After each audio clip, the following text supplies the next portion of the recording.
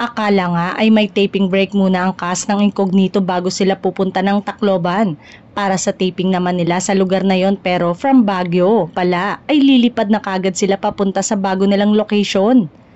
Wala na silang pahinga dahil may taping break pala sila para sa elections. Pero wala namang reklamo ang cast sa pangunguna ni Richard, Daniel Padilla, Maris Racal, Anthony Jennings, Kyla Estrada, Baron Geisler at Ian Veneracion dahil sobrang enjoy silang magkakasama.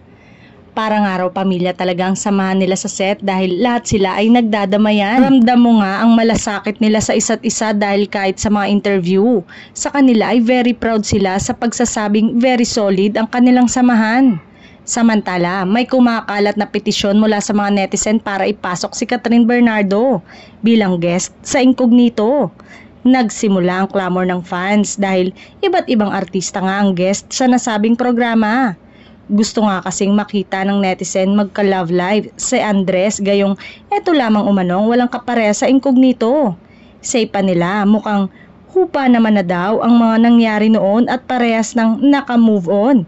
Maliit lang ang mundo ng showbiz at iisang estasyon lang sila kaya why not?